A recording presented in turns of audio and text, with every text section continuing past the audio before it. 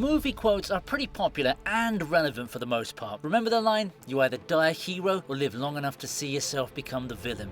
You either die a hero or you live long enough to see yourself become the villain. Yeah, truer words have never been spoken. So in today's video we discuss the best moments when supervillains made a legendary entrance in the movies.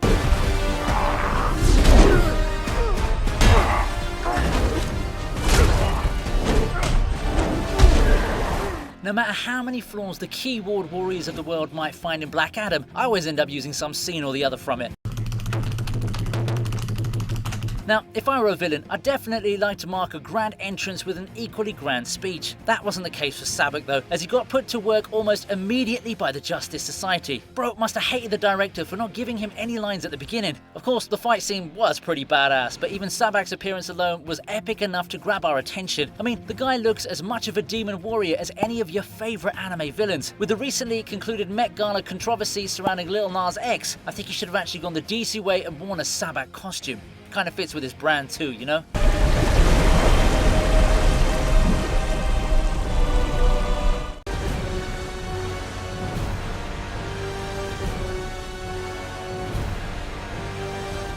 The studio execs at Warner Brothers really wanted us to think that the Steppenwolf from 2017's Justice League was an overpowered baddie. Luckily enough, the hardcore fans made sure we got to see Darkseid in the Snyder Cut, and oh boy, it was a treat to behold. I mean, don't get me wrong, Steppenwolf is pretty savage, but then again, everyone's gangster till the dude who destroyed 100,000 planets walks into the room. That's exactly what happens when Steppenwolf keeps annoying Darkseid to summon Darkseid. DC's ultimate villain made such a terrifying appearance that even Steppenwolf pissed his pants and immediately took off his own helmet without question. Now that's how you command someone's respect without having to ask for it. What I do find funny though is the fact that he was taken so aback to see Darkseid. Bro really looked shook when he got what he wanted. We have found the primitive planet, the world that fought back. It is Earth.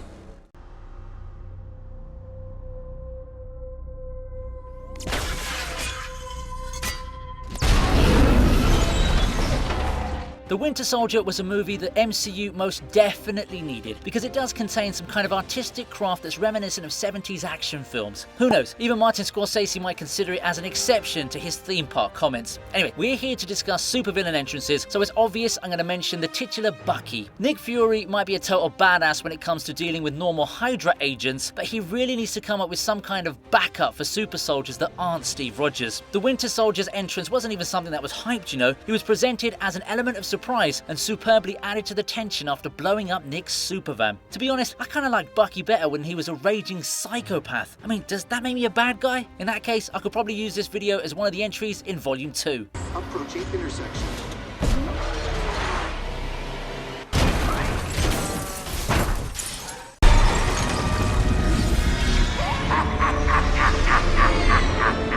Osborn? The Raimi trilogy had some of the best Spider-Man moments, and that also holds true for the villains. Well, maybe apart from skinny Venom. Of course, the Green Goblin stands out as one of the most iconic Marvel supervillains in general, so I think I speak for everyone here when I say that Norman Osborn's return to the Spider-Verse was a huge dub for fans all over the world. It was perfect. Everything, down to the last minute details. He's a man who doesn't really need an introduction. I mean, bro became an internet meme before they were even a thing. Anyway, I personally think his entrance in No Way Home could have been timed better because it's right after that fight with Doc Ock. It's like one legendary supervillain wasn't enough, so here's another one. The ominous Green Goblin laugh sent chills down my spine too, and it was super nostalgic to see the outfit once again, even though it was only meant for that particular scene. See, this is why I call him William the Friend.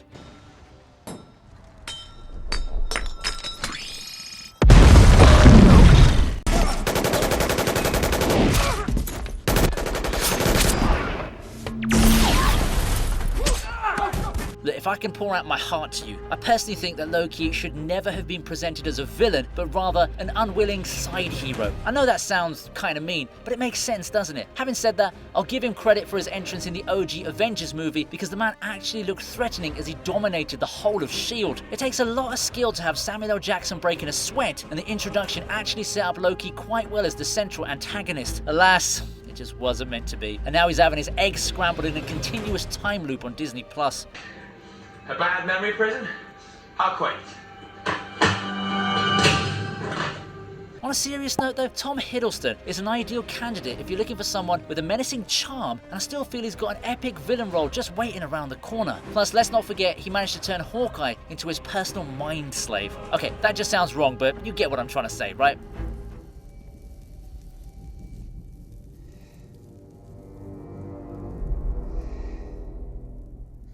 Like, share and subscribe out of your own free will, because I don't need the Mind Stone to bring me fake love.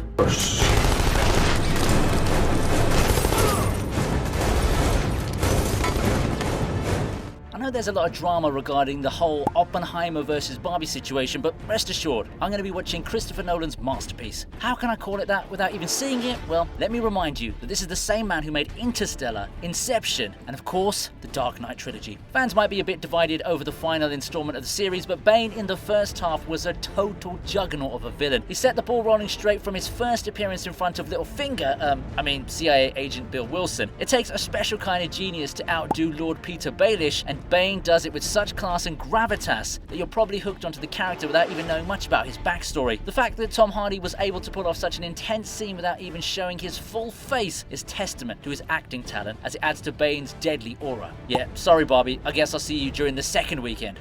Unlike Frank Ocean. No one cared who I was till I put on the mask.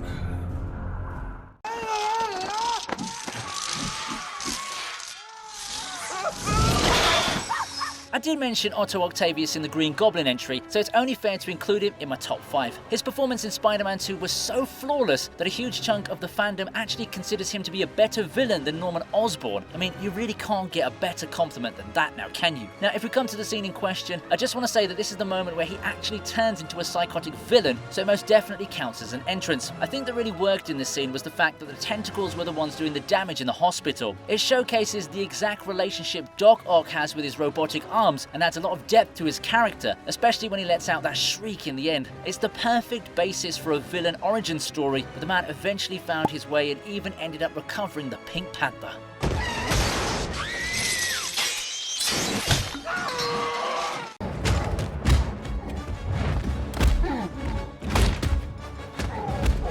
After the tremendous high of Thor Ragnarok's ending, we got the immediate anticlimax in the opening of Avengers Infinity War. This is Thanos after all, so he's got to be in my top 3, but he also does earn it wholeheartedly, right? Bro wrecked an entire ship right after its survivors escaped the destruction of their own planet. The Mad Titan obviously marks his appearance with a grand speech, but the takeaway for me is when he tortures Thor as if he's just some side character. For context, just remember that this is the same guy who awakened all his lightning powers against freaking Hela.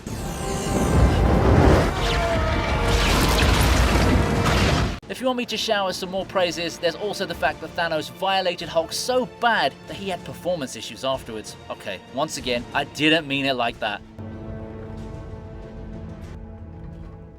I know what it's like to lose. Accepting no transmissions. This is a consular ship. We're on it. When I say cultural change, you say Darth freaking Vader. The 70s gave way to the new Hollywood movement set in motion by legends like Stanley Kubrick and carried forward by greats like Steven Spielberg and George Lucas. The latter went on to create the most lovable film franchise of all time, until the woke era began, of course. Anyway, I'm not here to call out lazy filmmakers only focused on their personal agendas. I'm here to be a little sarcastic and appreciate the greatest screen villain of the 1970s. His entrance is exactly how you'd imagine for such a memorable character. More than anything else, it's his appearance that really takes us by surprise, and of course, those breathing noises became so popular that they birthed tons of parodies throughout the years.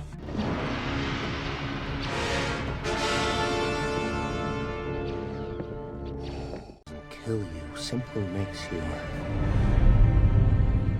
stranger. This must have been an easy guess, right? I praised Christopher Nolan earlier and I mentioned Kubrick in the previous entry, so my number 1 spot just had to go to Heath Ledger's Joker. For the uninformed, I mentioned Kubrick because the masks in this scene are inspired from his 1956 heist film, The Killing. Also, the Joker's character was partially inspired by another Kubrick movie, 1971's A Clockwork Orange. Alright, I think that's enough film history for today. The point I'm trying to make is that when you're using such high-level references, the end result will almost certainly end up up being a masterpiece, just like this scene and the Joker as a character. The sequence flows perfectly, and Joker's surprise face reveal had everyone in the crowd going wild. Also, who can forget the genius line, I believe whatever doesn't kill you simply makes you stranger.